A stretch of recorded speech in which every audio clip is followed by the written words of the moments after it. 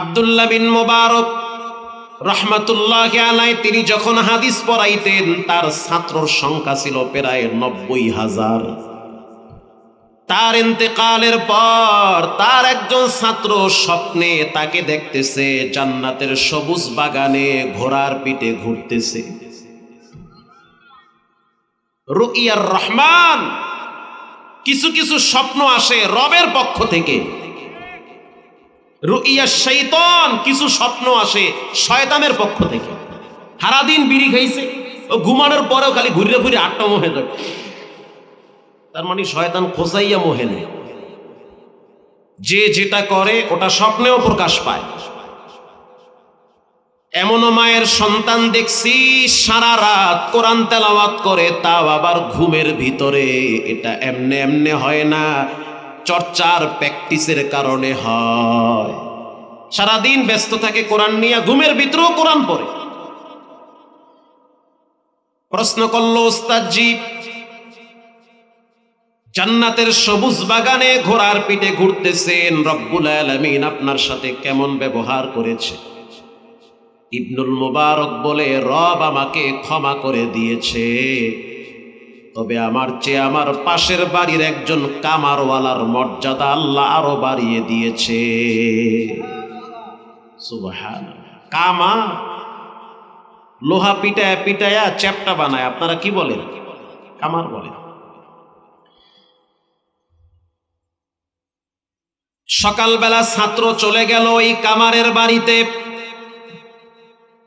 কামারের বাড়িতে যাওয়ার পর দরওয়াজার সামনে দাঁড়ায়া চিৎকার মেরে বলল, বাড়িওয়ালা কি বাড়ি আছেন? বলে, না, বাড়িওয়ালা কবরে গেছে।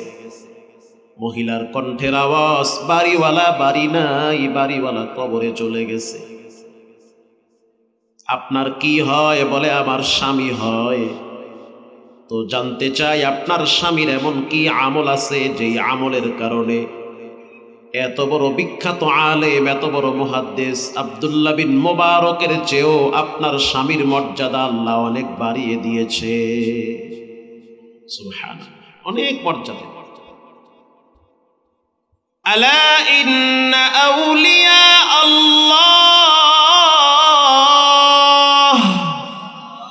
লা খাউফুন আলাইহিম ওয়া লা হুম ইয়াহজানুন।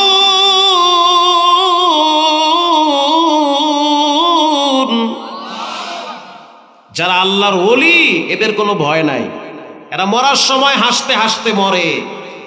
যারা আল্লাহর বন্ধু মরার পরে তাদের জন্য আসমান জমিন কান্দে। এটা হাদিস। বাকাত আলাইহিমুস সামাওয়াতু ওয়াল আরদ। নেককার পরেশগার মানুষ যখন মারা যায় জমিনও কান্দে, আসমানও কান্দে। আর হারামখোর, সুদখোর, বদ মেজাজি, হিংসুক যখন মরে এলাকার মানুষ বলে আরো আগে মরা উচিত ছিল। মান তাওয়াদা লিল্লাহ রাফাআহুল্লাহ। যে নিজেকে ছোট ভাবে, অহংকার মুক্ত অবস্থায় চলে, রাসূল বলেন তার মর্যাদা, সম্মান আল্লাহ বাড়ায় দেয়। স্ত্রী বলল, আমার স্বামীর মর্যাদা কেন এত বেড়েছে তা তো আমি জানি না, তবে আমার স্বামী গরিব মানুষ, তার দুইটা গুণ ছিল। রূপের নাম মানুষ না, গুণের নাম হলো মানুষ। আল্লাহ বলেন, আর রহমান আল্লামাল কুরআন খলাকাল ইনসান আল্লামাহুল বায়ান। আল্লাহ হলেন রহমান। এরপরে আল্লাহ বলেন, শিক্ষা দিলাম কোরআন। এরপরে আল্লাহ বলেন, সৃষ্টি করলাম ইনসান। তার মানে বাহ্যিক সুরতের নাম মানুষ না। মনুষ্যত্ব যদি না থাকে তাহলে পশুর চেয়েও আমরা খারাপ। মনুষ্যত্ব না থাকলে আমাদের চেয়ে কুকুর শুয়ার অনেক ভালো আছে। 10 টাকার জন্য মানুষ মানুষকে হত্যা করে। 1 বিঘা জমিনের জন্য সন্তান বাবার গলায় ছুরি ধরে। একটা মোটর সাইকেলের জন্য সন্তান বাবার ঘরে পেট্রোল দিয়া আগুন ধরায়। সন্তানটা রাত জেগে জেগে পাবজি খেলায়, বাবায় মোবাইলটা নিয়ে ডয়ারে আটকায় রাখছে। ওই সন্তান বাবারে ছুরি দিয়া জবাই করেছে। বলেন, বাহ্যিক সুরতে মানুষ মনে হইল, আসলে কি মানুষ না অমানুষ? অমানুষ। এটাই আল্লাহ কোরআনে বলেছে। মহিলা বলতে আছে, শোনো, পৃথিবীতে কেউ চিরজীবন থাকে না। মানুষের মৃত্যুর পরে রবের কাছে দাঁড়াইতে হয়। রব মানুষের বাহ্যিক সুরত দেখে না, রব মানুষের দিল দেখে বিচার করে। আমার স্বামীর 2টা আমল আছে, পৃথিবীর মানুষ তেমন জানতো না, কিন্তু আমি স্ত্রী ভালো করে জানি তার আমল 2টা কত গভীর ছিল। 1 নম্বরে, আমার স্বামী যখন হাতুড়ি দিয়া লোহা পিটাইত, হাতুড়ি হাতে নিয়ে যখন লোহায় বাড়ি মারত, ওই সময় যখন আজানের ধ্বনি আমার স্বামীর কানে আসতো, সাথে সাথে হাতুড়িটা পিছনে ফালায়া দিত, দ্বিতীয়বার আঘাত করত না। বোঝেন নাই? বুঝলে সুবহানাল্লাহ ঠেলায় প্যান্ডেল উড়াইতেন। বোঝেন নাই? যদি কইতাম যে সুবহানাল্লাহ জোরে একবার কইলে 1 প্যাকেট বিরিয়ানি দেওয়া হইবে, তো ফোন দিয়া ম্যাডামরাও কইতেন যে তুমিও কও সুবহানাল্লাহ। এই যে হাতুড়ি, হাতুড়ি যারা কামার তারা 1 হাতে নেয় না 2 হাতে নেয়? 2 হাতে নেয়। হাতুড়িটা কি ডাইরেক্ট মারে না পিছনে নেয়? এই তো বুঝছেন, পিছনে নেয়। এটা নিতেও সময় লাগে। নেওয়ার পরে শ্বাস টানে, ফুল পিক আপ দেয়, এরপরে শক্তিটা দিয়া পাথরের উপরে কি বলে ওই যে লোহার উপরে হিট করে। কথা ঠিক না? হাতুড়িটা পিছনে নিল, এই যে পিছনে নিছে। ইতিমধ্যে আযান, আশহাদু আন্না মুহাম্মাদার রাসূলুল্লাহ,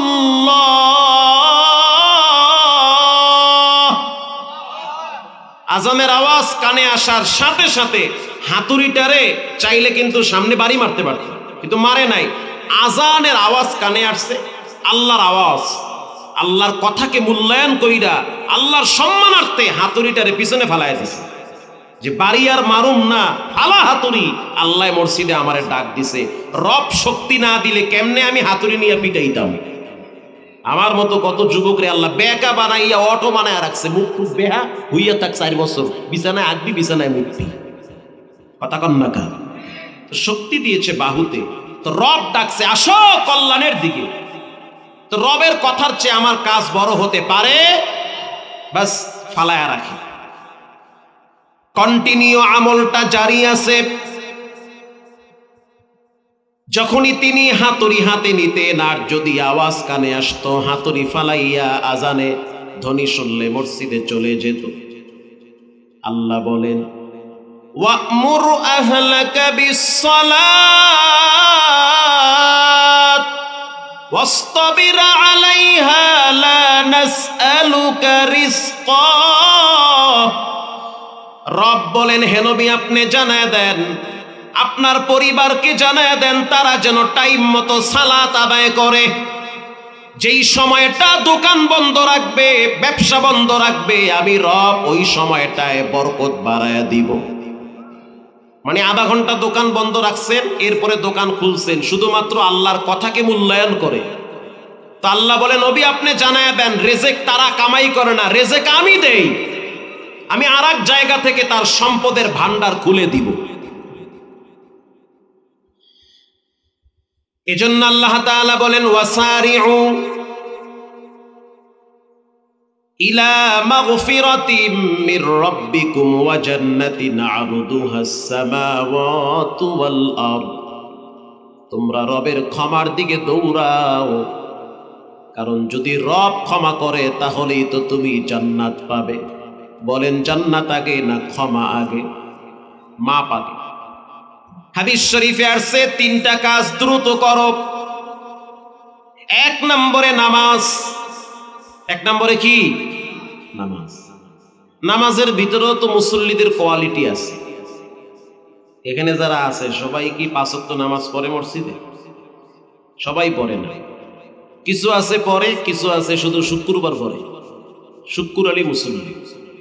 আবার এই শুক্রবারের মুসল্লিদের মধ্যে 2টা ভাগ আছে। এক ভাগ আছে মোটামুটি শুক্রবার দিন ঠান্ডা মাথায় নামাজটা পড়ে, আর এক ভাগ আছে যায় সবার শেষে, বের হয় সবার আগে। যখনই ইমাম সাহেব খারাইতে হয়ে যায়, অনেক ব্যস্ত মানুষ, খুব ব্যস্ত। ভাই মাঝে মাঝে ব্যস্ততা হইতেই পারে, আপনি প্রত্যেক জুমায় যদি ব্যস্ততার অজুহাত দেন, কোন ছাতার ব্যস্ততা? আপনি কোন শয়তানে কামড়ায় ধরছে বাইরে? আপনি এতক্ষণ বাইরে খাড়াই থেকে মসজিদের সামনে বেটকায় খাড়াই থাকে। যখনই খতিব সাহেব বলে ইন্নাল্লাহা ইয়া'মুরু বিল আদলি ওয়াল ইহসান, এই লরিয়া সরিয়া খাড়ায় আছে, হে এখন নামাজ কালাম যা আছে সব পড়বে।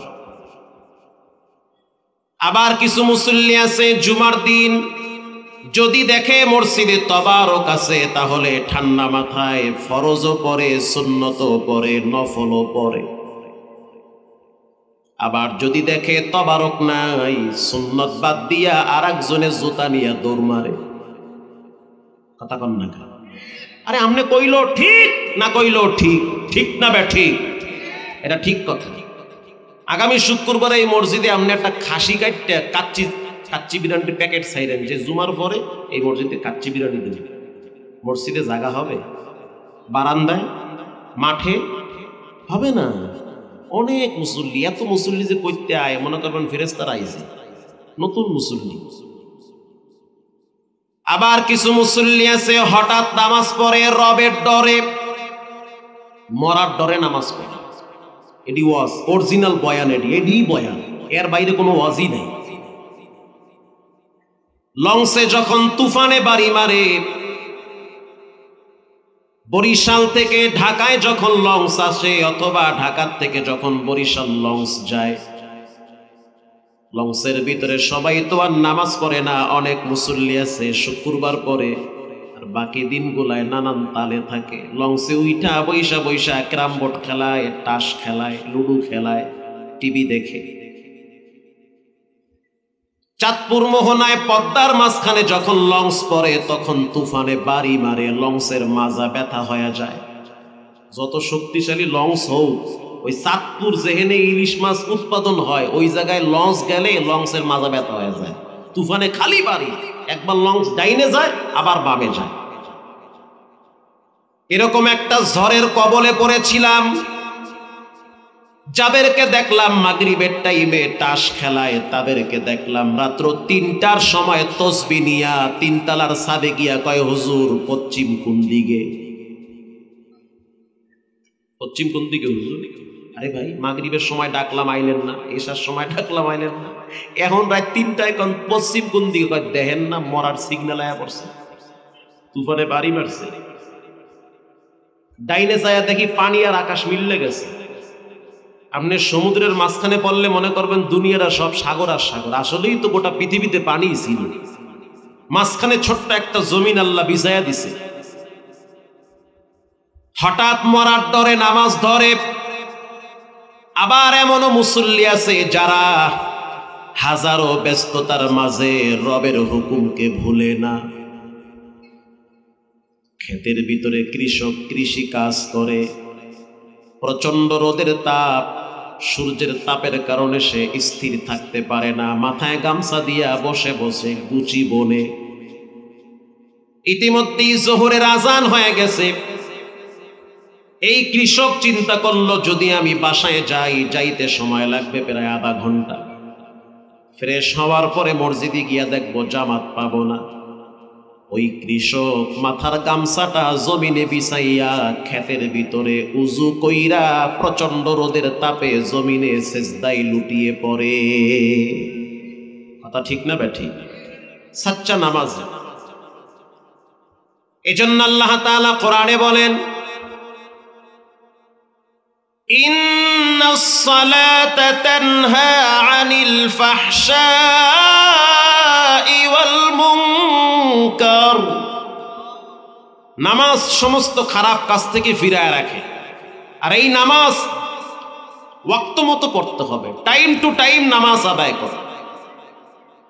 2 নম্বরে, মৃত ব্যক্তিকে দ্রুত দাফন দাও, দেরি করিও না। বাবায় মারা গেছে, সন্তান ঢাকায় আছে, আসতে আসতে অনেক সময় লাগবে, দেরি করিও না, তাড়াতাড়ি বাবারে দাফন দাও। 3টা কাজ সবর করা যায় না, রিল্যাক্সে করা যায় না, দ্রুত আদায় করতে হয়। এর ভিতরে নামাজ, 2 নম্বরে মৃত ব্যক্তির দাফন। কারণ মৃত ব্যক্তি যদি দিনদার হয় চিৎকার মেরে বলে, তোরা আমারে কেন এখনো উপরে রাখছো? তাড়াতাড়ি কবরে রাখ, আমি তো জান্নাতের খুশবুর ঘ্রাণ পাইতেছি। আমার জন্য আমার মালিক কবরটার ভিতরে জান্নাতের বাগান বিছায়া দিছি। এতদিন যেই রবের কদমে সেজদা দিয়েছি, তিনি আমার জন্য কবরের ভিতরে সবকিছুর ব্যবস্থা করেছে, তাড়াতাড়ি কবরে নাও। আর যদি লোকটা বদকার হয়, হারামখোর হয়, বেনামাজি হয়, সুদখোর হয়, সে তখন কান্না জড়িত কণ্ঠে বলে, নিও না ভয়ঙ্কর জায়গায়, কারণ আমি দেখতেছি কবরে বিষাক্ত সাপ অপেক্ষায় আছে। কবরের ভিতরে দুই পাশের মাটি আমাকে চাপ দিবে, তোমরা আমারে কবরে রাইখো না। কবর হলো কারো জন্য জাহান্নামের গর্ত। মৃত ব্যক্তিদের চিৎকারের আওয়াজ পশু পাখি শুনতে পায়, মানুষ শুনতে পায় না। মৃত ব্যক্তিদের চিৎকারের আওয়াজ যদি যুবক তুমি শুনতা, জীবন চলে গেল, নামাজ ছেড়ে দিতা না, কাজ করার শক্তি হারায় ফেলতা। কারণ মৃত ব্যক্তির চিৎকারের আওয়াজ শুধু পশু পাখি শুনতে পায়। ওদিন লাকসাম বয়ানে গেলাম, এক যুবক বলল, হুজুর আমি তো জঘন্য অপরাধ করি, কিন্তু ঘরের মানুষ জানে আমি আল্লাহওয়ালা। নামাজ পড়ো? না পড়ি না, মাঝে মাঝে পড়ি। আমি বললাম কন্টিনিউ নামাজ পড়তে হবে। আমি যে খারাপ কাজটা করি করতে থাকো, যদ্দুর পারো করো, দেখি কদ্দুর করতে পারো করো, কিন্তু নামাজ পড়া লাগবে। হুজুর আমি মিথ্যা বলি, বলো, তারপরও নামাজ ছাইরো না। তার মানে নামাজ ছাড়লে তোমার পুঁজিও শেষ, লাভও শেষ। জেনা করি করো, তারপরও নামাজ ছাইরো না। কারণ রসুল বলেছেন, যে ব্যক্তি ফজর পড়ে জিম্মাত আল্লাহ, যে ফজরে মসজিদে যায়, সে রবের রহমতের চাদরের নিচে থাকে। ফজর না পইরা শেপ টেপ পইরা সেন্টেন মাইক্যা হুন্ডা বাড়াইয়া যাইতে আছে নেলেঙ্গায়, ট্রাকে আইয়া আপনার লাগে মোসাফা করছে, হুন্ডা একদিকে হেলমেট আর একদিকে। ফজর না পড়লেই কবর, ফজর না পড়লে জানাজা। তো মরার পরেও তো কবরে ফেরেশতারা বাটাম ফাটা দিবে, কথা কন না কা? তা আমার উপায় কি ভাই? যত রকমের গুনাহ আছে যদি করেন, করতে থাকেন, নামাজ ছাড়া যাবে না। কারণ যদি আপনি নামাজ পড়েন আর অন্য অন্য পাপগুলাও করেন, যদিও হারাম করবেন না, তারপরও আপনি করতেই আছে। মানে নামাজ তো পড়েনি না, আমি বলবো গুনাহ করতে আছেন, করতে থাকেন, নামাজও পড়েন। এক সময় দেখবেন গুনাহ থাকবে না, নামাজ থাকবে, পাপ থাকবে না, নিজের নেক আমলগুলো জমা হয়ে যাবে। হযরত ওমর রাদিয়াল্লাহু তাআলা আনহুর শাসন চলে। সুন্দরী রূপসী নারী হিজাব পরিহিত অবস্থায় রাস্তায় বের হয়েছে। এক যুবক কয়েকদিন পর্যন্ত তার পিছনে পিছনে ঘুরল। ঘটনাক্রমে একদিন যুবক বলল যে, আমি তোমাকে প্রস্তাব দিচ্ছি বিবাহের, আমি তোমাকে অনেক পছন্দ করি। কি দেখা পছন্দ করলা? বলে, তোমার চোখ দেখা বড় মায়া লাগছে। আই হাই, কই কি চোখ দেখেই তুমি পাগল হয়ে গেছো কাকা? হ, আচ্ছা ঠিক আছে, যেহেতু বুঝতে পারলাম তুমি আমার পিছন নিয়েছো, আমি রাজি আছি, তবে আমার একটা শর্ত আছে, মানতে হবে। কি শর্ত? জীবন দিয়া দেবো। আবার কি শর্ত? বইরা যাবো। মেয়েটা বলল, যুবক শর্ত হলো একটানা 40 দিন হযরত ওমরের পিছনে মুসল্লি হইয়া নামাজ পড়া লাগবে। আল্লাহু আকবার জোরে বলেন। 40 দিন যদি তুমি সালাত আদায় করতে পারো ওমরের পিছনে, তাহলে লেখা নাও, আমি তোমার প্রস্তাবে রাজি। আচ্ছা ঠিক আছে, এটা কোনো ব্যাপার? 40 দিন মাত্র? কত 40 দিন তোমার লাগে আমি উজাগার রয়েছি, খালি 40 দিন। ঠিক আছে। এবার এই যুবক ফজর থেকে কন্টিনিউ মসজিদে যাওয়া শুরু করল। থাকে পাহাড়ে, পাহাড়ি অঞ্চলে, বধূ বধূ বলে ওদেরকে। ফজরের টাইমে কষ্ট করে উজু করে ওমরের পিছনে দাঁড়ায় গেল। আর হযরত ওমরের পিছনে যারা মুসল্লি, তারা কোনো যেন তেন সদর বদর মুসল্লি না। হযরত আলী মুসল্লি, হযরত আলী রাদিয়াল্লাহু তাআলা আনহু মুসল্লি, হাসান হুসাইন মুসল্লি, সাদ বিন আবি ওয়াক্কাস রাদিয়াল্লাহু তাআলা আনহু মুসল্লি। এরকম দামি দামি সাহাবীরা হলো ফজরের মুসল্লি, কারণ যে যেখানেই থাকুক ফজরে ঘরে থাকে। আর ফজরে যদি মুসল্লি ঘরে থাকে সে কখনোই ঘরে নামাজ পড়ে না, মসজিদে নামাজ পড়ে। ভোলা চিনেন? ভোলা নাম শুনছেন? ওই জামালপুরের পরে না? ভোলা কোন দিকে? ওই বরিশাল ভোলা। ভোলা একটা দ্বীপ, চতুর্দিকে পানি, মাঝখানে ভোলা। এই ভোলার ভিতরে আপনি যদি কখনোই যান ফজরের টাইমে দেখবেন কোনো মসজিদ ফাঁকা থাকে না, বারান্দায়ও মুসল্লি দ্বারা ফিল আপ হয়। আপনি আরো আশ্চর্য হবেন, ফজরের টাইমে যেই মুসল্লিগুলা দেখবেন অধিকাংশ প্রথম 3 কাতার যুবক দিয়া বইরা থাকে, সব ইয়ন যুবক না, ফজরের টাইমের মুসল্লি আছে এবং খায়া পয়রা খুব ভালো আছে। সানবারান এই বক্সটার আওয়াজ আরো বাড়ান। তো ইমাম সাহেবরে বললাম, হুজুর বলায় 3 দিন মাহফিল হয়, 3 দিন 4 দিন 7 দিন তাফসির হয়। আমি মাঝে মাঝে 3 দিন ধারাবাহিক তাফসির করি ভোলায়। ফজরের টাইমে এত মুসল্লি কোত্থেকে আসে? বলে আমরা একটা কমিটি গঠন করছি। আপনাদের কি কষ্ট হইতেছে? খিচুড়ি যেহেতু আছে বয়ান হবে রাত 3টা পর্যন্ত, যা আছে কপালে।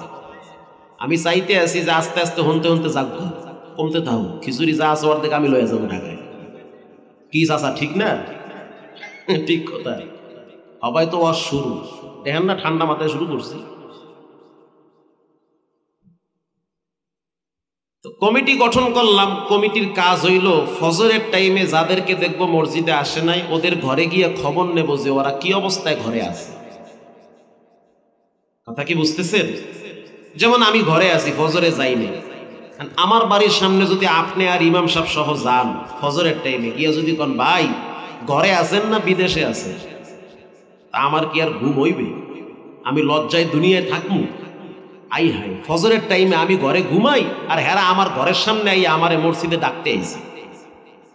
এই 2-1 দিন এই নিয়ম চালু করার পরে কোনো ঘরে প্রাপ্তবয়স্ক মানুষ থাকে না, সব ফজরের টাইমে মসজিদে হাজিরা দেয়। আল্লাহু আকবার জোরে বলেন। কেউ যদি না আসে বাড়ির সামনে দাঁড়ায় বলে, ভাই আপনি কি অসুস্থ? না। আপনি কেমনে ফজরের টাইমে নাকটাই না ঘুমান? ফজরের বাতাস মুমিনের জন্য নিয়ামত আর মুনাফিকের শরীরে বিষ। রাসূল বলেছেন ফজরের বাতাস মুমিনের দেহে লাগে, মুনাফিকের শরীরে ফজরের বাতাস লাগে না। যার জীবনে ফজর নাই তার জীবনে কিচ্ছু নাই। ও খায় আর মোড়ায় আর ঘুমায়, ওর জীবনের মূল্য গাছের চেয়েও কম। ওর জীবনে ফজর নেই। রাসূল বলেন, মান গাদা ইলাল মসজিদ আও রাহা আদাল্লাহু লাহু নুজুলাহু মিনাল জান্নাহ কুল্লামা গাদা আও রাহা। যে ব্যক্তি ইশার ফজর পড়ে, নবীজি বলেন আল্লাহ তাআলা জান্নাতে তার জন্য দস্তারখানা বিছায়া রাখেন, আল্লাহ নিজে মেহমানদারি করাবে। রাওয়াহুল মুসলিম, মুসলিমের হাদিস। তা আমরা ফজরের সময় খোঁজ খবর নেই, 2-1 দিন নিছি, পরে সব টাইট হয়ে গেছে। ঘরের মহিলারা সবকে ধাক্কাইয়া মসজিদে পাঠাইয়া দেয়, যাও মসজিদে। এক পুরুষও ঘরে থাকতে পারবে না। বলেন কাজটা ভালো না খারাপ? কেমন ভালো? সাধারণ ভালো না বেশি ভালো? অনেক ভালো। যারা বেনামাজি, নামাজ পড়তে চায় না, এরাও নামাজিওয়ালা হয়ে যায়, অভ্যাস হয়ে যায়। যাই হয় আমি ঘুমায় থাকলে ফজরের টাইমে তো 10 জন আমার বাড়ির সামনে আইবে, উপায় কি? এর চেয়ে তো মইরা যাওয়া ভালো। ঘটনাক্রমে এক যুবক মসজিদে আসে নাই, আসলো না মসজিদে। ইমাম সাহেব করছে কি, 5 জন যুবক নিয়ে গেছে ওর বাড়িতে। মহল্লার টাগরা, উঁচা লম্বা, সেরকম স্বাস্থ্যবান 5টা নিয়ে গেছে, লর বাড়িতে যাই দেখি কি হয়েছে। ওর বাড়ির সামনে দাঁড়াইয়া মহল্লার এক যুবকরে বলল, তুই জোরে একটা হাক ছাড় যে ভাই সাহেব ঘরে আছেন না ঢাকায় গেছেন। গেটের সামনে দাঁড়ায় ডাক দিছে, ভাই সাহেব ফজরের নামাজে আপনারে মসজিদে যে পাইলাম না, আপনি কি অসুস্থ না ঘরে আছেন না ঢাকায় গেছেন? বেচারা তো শীতের মধ্যে বিদেশি কম্বলের তলে ঘুমায়, আওয়াজ হই না, হ্যার মোটামুটি হাত পাও ঠান্ডা হয়ে গেছে। ও আল্লাহ কয় কি, এদি সেনাবাহিনী আইয়ে পড়ছে, সেনাবাহিনী আইয়ে পড়ছে। যুবকের একটা বাচ্চা ছিল, বাচ্চা মেয়ে। বাচ্চা মেয়েরে কইতে আছে, তুই গিয়ে ক যে আব্বাই ঘরে নাই। বাচ্চায় গিয়ে কয়, হুজুর হুজুর আব্বাই কইছে আব্বাই ঘরে নাই। কি বুঝলে? আব্বাই কইছে আব্বাই কই নাই, ঘরে নাই। কথা মনে হয় বোঝেন নাই আপনারা, সবাই বুঝছেন? আব্বাই কইছে আব্বাই, তার মানে ঘরে আছে না নাই? ইমাম সাহেব কয়, ও লজ্জা পাইছে, আর বেশি কথা বাড়াইস না, যা। ভাবি সাহেব কাল বইতেছ ফজরের টাইমে আরে মসজিদে পাই, মেলে কিন্তু পুরা বাড়ি আমরা ঘেরাও করবো, কাল দুপুরে আমরা 10 জন খাবো আপনাকে বাড়িতে। এটা একটা সম্প্রীতি, এটা একটা মহব্বত, এটা হলো কোরআনের বরকত। কথা ঠিক না বে ঠিক? এটা মহব্বত, এটা একটা সম্প্রীতি, ভালোবাসা।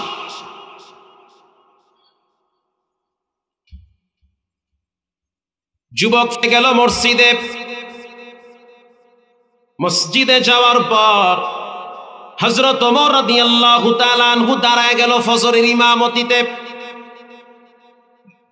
প্রথম রাকাতে তেলাওয়াত করলো সূরা তাহা। তাহা মা আনজালনা আলাইকাল কুরআনা লিতাশকা ইল্লা তাযকিরাতাল লিমান ইয়াখশা তানজিলাম মিম্মান খালাকাল আরদা ওয়াস সামাওয়াতিল উলা। তেলাওয়াত শুইনা যুবক নামাজের ভিতরে কাইতে পড়ছে, এত সুন্দর পড়া, ওরে সুবহানাল্লাহ। বিশাল একটা আবেগময় হয়ে গেছে। কন্টিনিউ 1 সপ্তাহ নামাজ পড়লো ওমরের পিছনে। হ্যাঁ, নামাজের ভিতরে মুসল্লিরা কান্দে, আজীব এক তেলাওয়াত। পৃথিবীতে এমন কোন পড়া নাই যেই পড়া শুইনা বেঈমান মুসলমান হয়। শুধুমাত্র কোরআন শুইনা অসংখ্য বিধর্মী কালেমা পড়ে মুসলমান হয়। তো 40 দিন হয়ে গেছে, মেয়েটা চিন্তা করলো ছেলেটা গেল কোথায়, মানে মসজিদে পাঠাইলাম, মসজিদে গেল না কোন দেশে গেছে আল্লাহই জানে। 40 দিন পর যুবককে তালাশ। আগের মতো সাউন্ডটা দাও তো ভাই, একটু মোটা করো তো। সাউন্ড তো ভালোই তোমার, খারাপ না, কিন্তু কমায় দাও মাঝে মাঝে, আমার গলা টানে কেন? যুবক এবার 40 দিন একটালা সালাত আদায় করার পর মেয়েটা এবার যুবকের তালাশে এক যুবকরে পাঠায় দিছে। এবার ওই যুবক বলল, এতদিন আমি তোমার প্রেমে পাগল ছিলাম, আর ওমরের পিছনে সালাত আদায় করতে গিয়া এখন আমি ওমরের রবের প্রেমে পাগল হয়েছি। এজন্য টাইম টু টাইম সালাত আদায় করা। 2 নম্বরে মৃত ব্যক্তিকে দ্রুত দাফন দেওয়া। 3 নম্বরে গুনাহ হয়ে গেলে দ্রুত তওবা করা। যেমন কোন মানুষ যদি গোপনে পাপ করে তার উচিত গোপনে তওবা করা। কেউ যদি মনে করে গোপনে পাপ করছি, কেউ দেখলো না, কেউ বুঝলো না, সে যেন মনে করে তার রব ঠিকই দেখে ফেলাইছে। আলাম ইয়ালাম বিআন্নাল্লাহা ইয়ারা। রব যখন কাউকে দেখে, আর রব কাউকে দেখে বলতে রবের চোখের আড়াল হওয়া কারো সুযোগ নাই। কামা তাদিনু তুদানু, যেমন কর্ম তেমন ফল হয়ে যাবে। এজন্য উচিত গুনাহ হয়ে গেলে দ্রুত তওবা করা। আল্লাহ বলেন, ওয়াসারিউ ইলা মাগফিরাতিম মির রাব্বিকুম ওয়া জান্নাতিন আরদুহাস সামাওয়াতু ওয়াল আরদ। তোমরা তোমাদের রবের ক্ষমার দিকে দৌড়াও, রবের কাছে ক্ষমা চাও। গুনাহ হয়ে গেছে, গোপনে 2 রাকাত নামাজ পড়া ক্ষমা চাও, আর রবের দরবারে বলো, মালিক এতদিন অন্যায় করছি, মানুষ দেখে নাই, বুঝেও নাই। এই অপরাধ যদি গোপন থাকে তো বাইচা গেলাম, ফাঁস হয়ে গেলে ঘরেও ইজ্জত নিয়ে থাকা যাবে না। হাদিস শরীফে আসছে, আল্লাহর নবী বলেন, আত্তাইবু মিনাজ যামবি কামাল্লা যামবালা। মানুষ যখন পাপ করে, করতে করতে তার কলিজাটা কালা হয়ে যায়, তখন নামাজ ভালো লাগে না, কোরআন ভালো লাগে না, হিন্দি গান আর পাবজি ফ্রি ফায়ার ভাল লাগে। অন্তর নষ্ট হয়ে যায়, রাতকে দিন মনে করে, দিনকে রাত মনে করে। কুমিল্লার রসমালাই, বগুড়ার দই যদি জিহ্বায় নিয়ে মনে করেন তিতা লাগে, বুঝতে হবে জিহ্বা নষ্ট হইছে। কথা কন না? ঠিক তেমনি ভাবে নামাজ পড়া, তওবা করা, এগুলা একজন মুসলমানের ন্যাচারালি অভ্যাস। কুল্লু মাউলুদুন ইউলাদু আলাল ফিতরা, প্রত্যেকটা বাচ্চা ইসলামের উপরে জন্মগ্রহণ করে।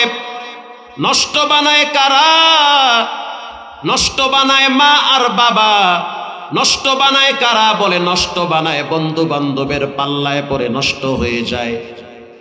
আর যখন মানুষ গুনাহ করে করে কলিজাটা নাপাক বানায়, রাসূল বলেন তার উচিত রবের কাছে গোপনে তওবা করা। যখন সে তওবা করে, আত্তাইবু মিনাজ যামবি কামান লা যামবা লা, তওবাকারী ব্যক্তি নিষ্পাপ বাচ্চার মতো হয়ে যায়। বাচ্চা যেমন দুনিয়াতে আসে পাপ নাই, তওবাকারী ব্যক্তিও রবের কাছে নিষ্পাপ হয়, তার কোনো গুনাহ থাকে না। আল্লাহু আকবার বলেন। এজন্য আমাদের উচিত দ্রুত তওবা করা, রবের কাছে বেশি বেশি ক্ষমা চাওয়া। যেই নবীর কোনো গুনাহ নাই, সেই নবীও প্রতিদিন 100 বার তওবা করে। ঘর থেকে যখন বের হবেন তখনও বলবেন আস্তাগফিরুল্লাহ, আল্লাহ মাফ করে দেন।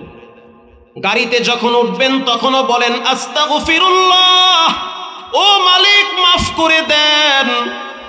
ঘরে যখন ঢুকবেন তখনও পড়েন আস্তাগফিরুল্লাহ, ও মালিক মাফ চাই। বাচ্চার সামনে দাঁড়াবেন, দিলে দিলে পড়েন আস্তাগফিরুল্লাহ।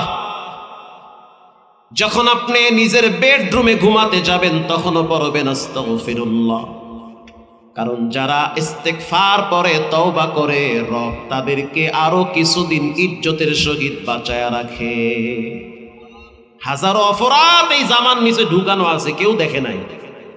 হাজারো পাপ চামড়ার সাথে লেগে আছে, একটা ফাঁস করলে ইজ্জত নিয়ে চলা যাবে না। আল্লাহ রাব্বুল আলামিন বলেন, মা কানা আল্লাহু লিয়ুআযযিবাহুম ওয়া আনতা ফীহিম ওয়া মা কানা আল্লাহু মুআযযিবাহুম ওয়া হুম ইস্তাগফিরুন।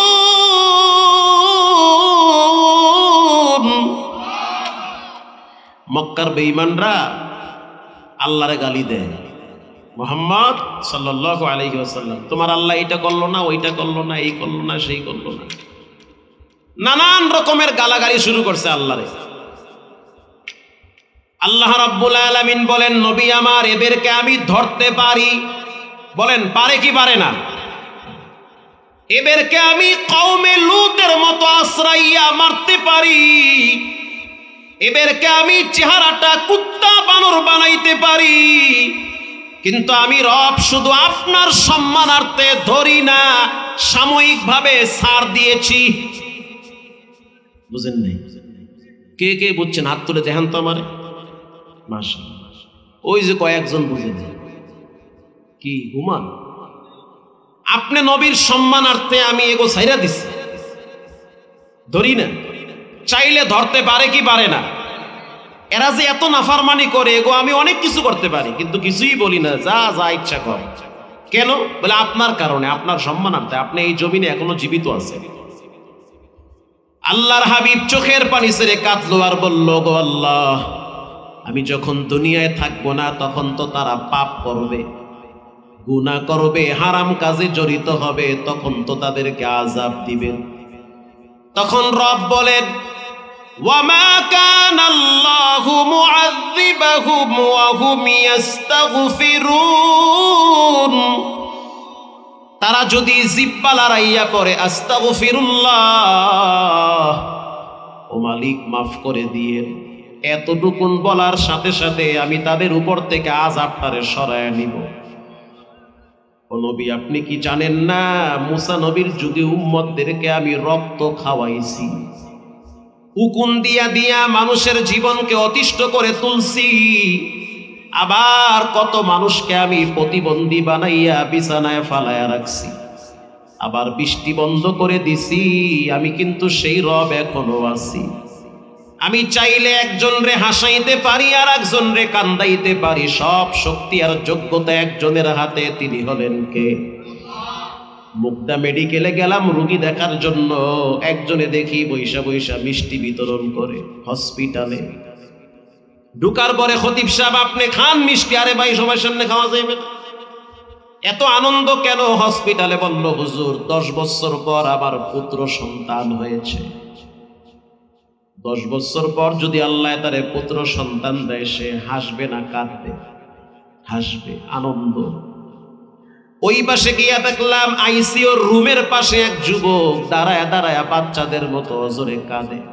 ওর চুল কাটার ডিজাইন দেখে বলছি যে এ হইল ব্রাজিলের পার্টি, তুরুং বুরুং পার্টি। চুলের ভিতরে কালার লাগানো, জুটি বান্ধা, প্যান্ট আবার হাফ প্যান্ট।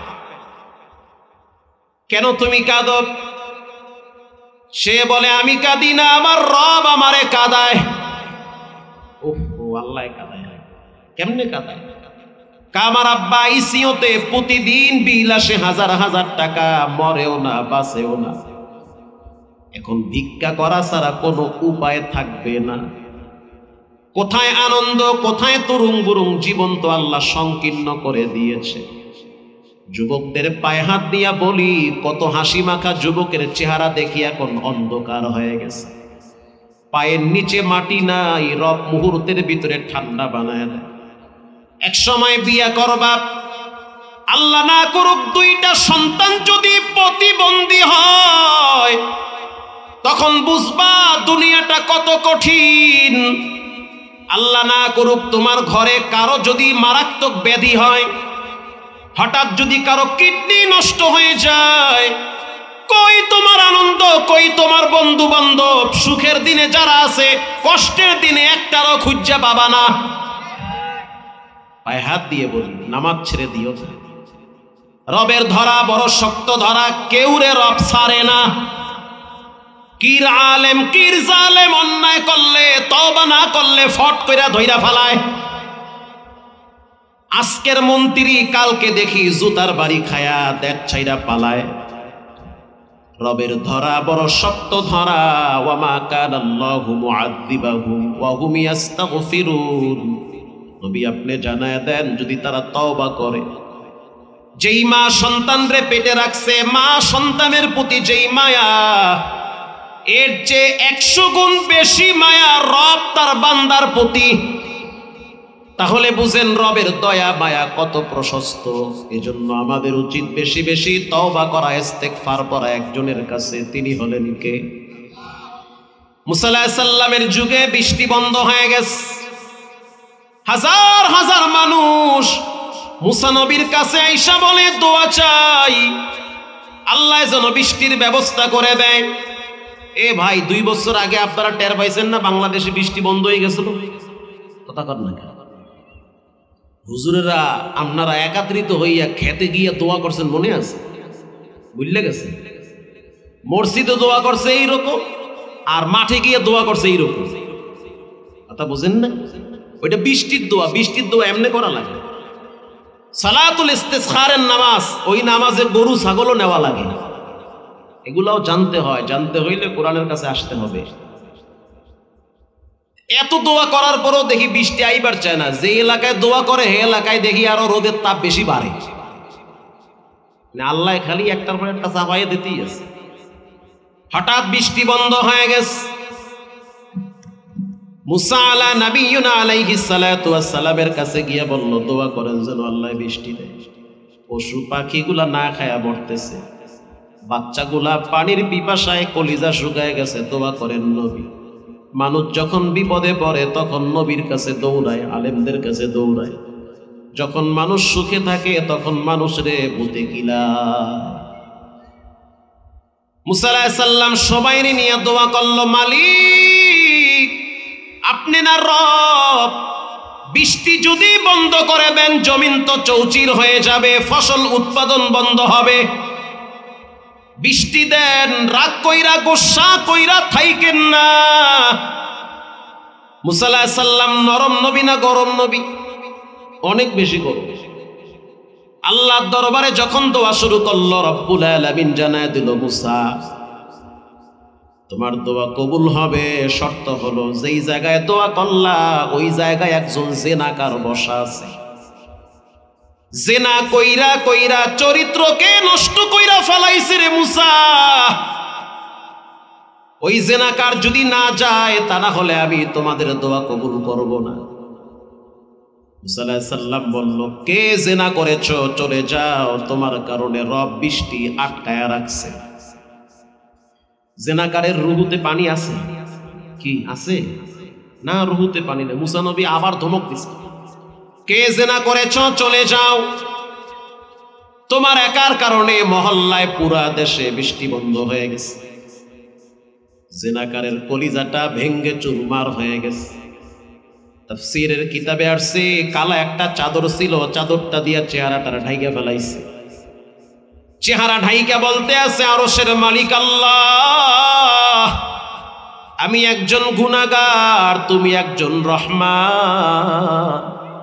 আমি যে গুনাহ করছি মুসা নবী এখনো জানে না, আর আমি হাজারো অপরাধ করার পরও জানি তোমার মতো দয়াময় কেউ নাই। এখন যদি আমি এই মজমাত থেকে উইঠা চইলা যাই সবাই জানবে চিহ্নিত জেনাকার। লজ্জায় মহল্লায় থাকতে পারবো না, ঘরে গেলে লজ্জা পাবো, মা বাবা তাড়ায় দিবে। সন্তান বলবে, আব্বু তুমি এত খারাপ, তোমারে বাপ বইলা ডাকবো না। ও মালিক, যেহেতু এতদিন গোপন রাখছেন, ইজ্জত নষ্ট করেন নাই, আর যদি আপনি আজকে সবার সামনে বেইজ্জতি করেন তাহলে আমি দেশে থাকতে পারবো না। তার চাইতে আমারে মাফ করে দেন। আপনি যদি ক্ষমা করে দেন রাজত্বে কোনো ভাটা পড়বে না। আল্লাহু আকবার। দেন, মাফ করে দেন। আপনি আমারে মাফ করে দেন। চোখের পানি ছেড়ে কান্না, জোরেও কানতে পারে না, পাশের মানুষ টের পাবে।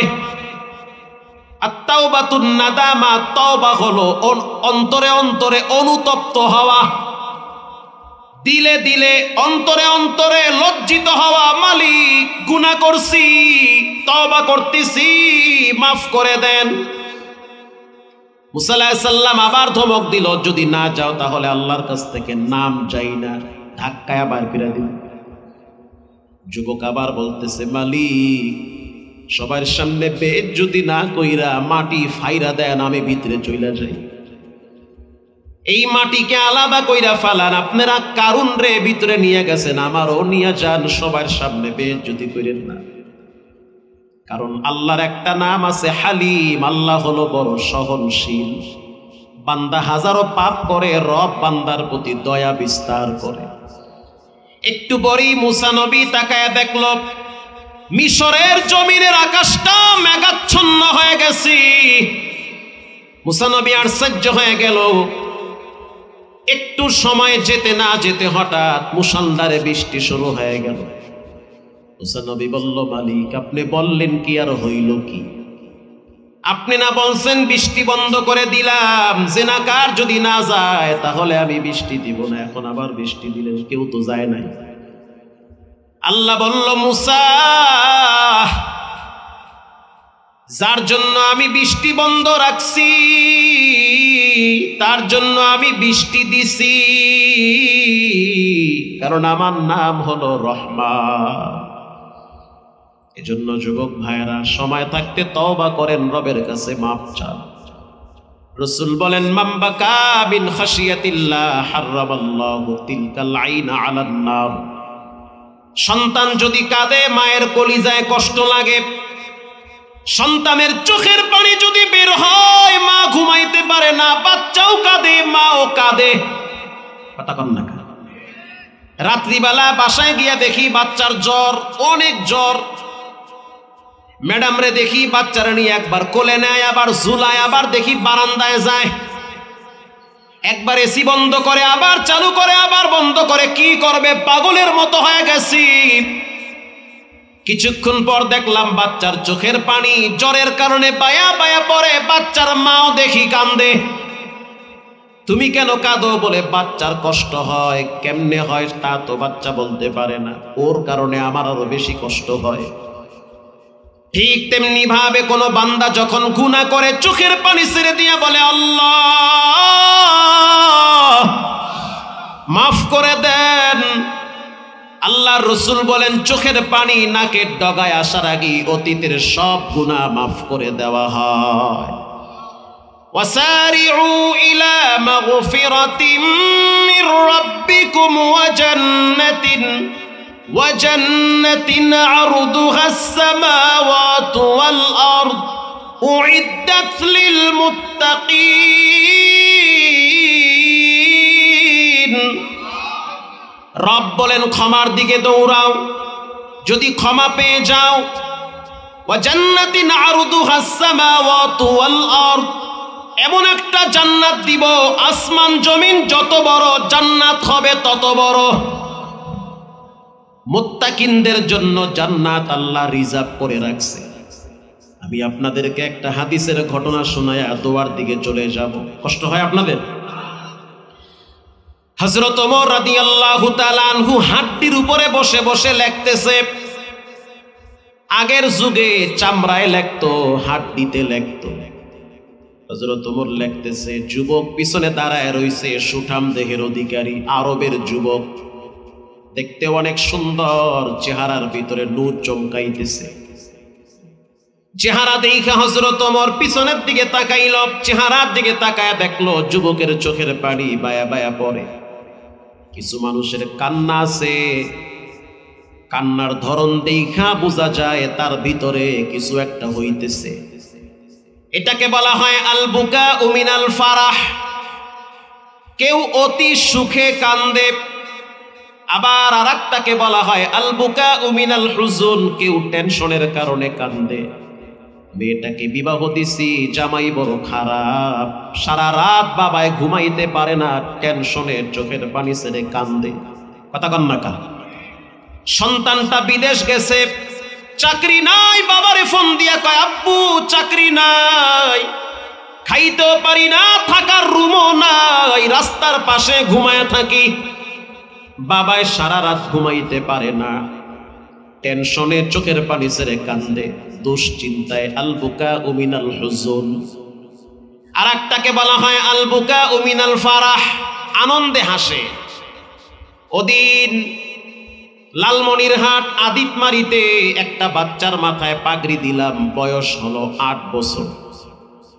কোরআনের হাফেজ, কোরআনের হাফেজ। হাফেজ সাহেব বলল, এই 12 জন ছাত্রকে যে পাগড়ি দিয়েছেন সবচেয়ে ফার্স্ট ক্লাস হাফেজ হলো 8 বছরের বাচ্চাটা।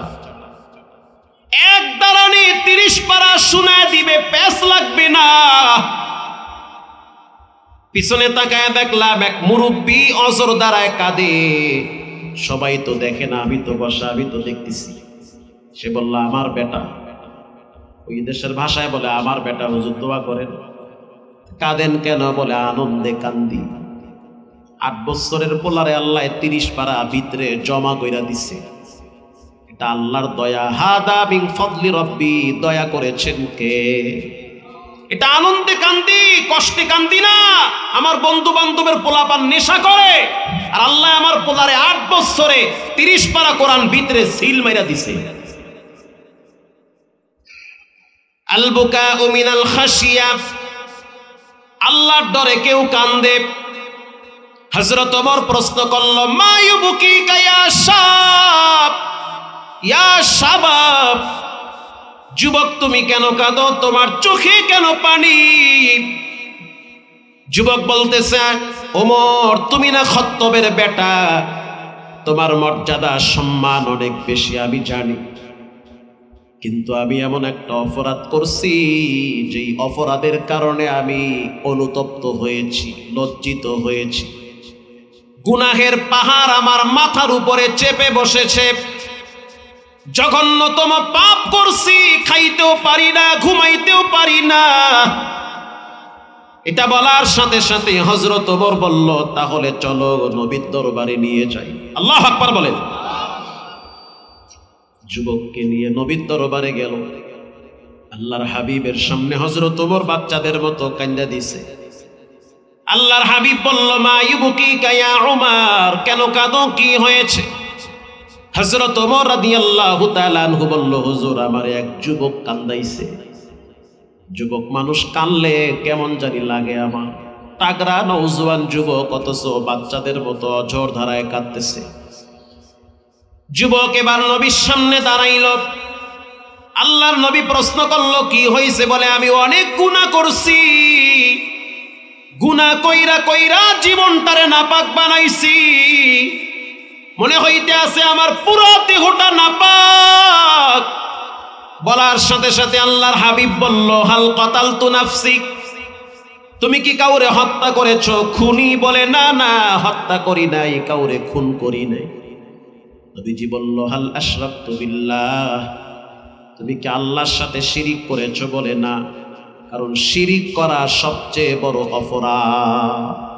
এই জন্য আগেই নবী বলেছেন, তুমি কি শিরিক করছো? কেন, শিরিক করি নাই।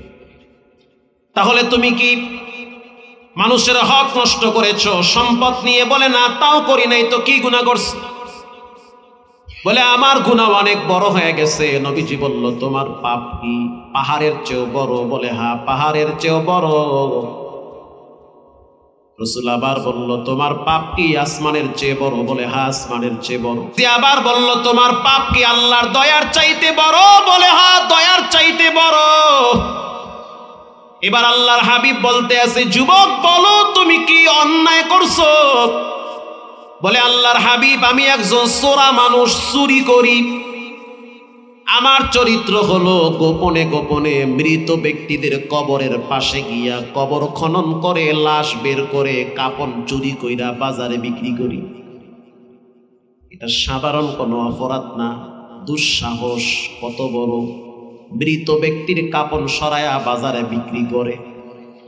ঘটনাক্রমে একদিন আমি শুনতে পাইলাম একজন আনসারী সুন্দরী সুশ্রী নারী মারা গেছে। আমি চলে গেলাম সেই কবরস্থানে। যাওয়ার পর অন্ধকার রাত, আমি কবরটারে নিজের হাতে খনন করছি। এরপরে মেয়েটার লাশ বের করছি, শরীর থেকে কাপনের কাপনটা সরাইয়া বিভস্র করছি।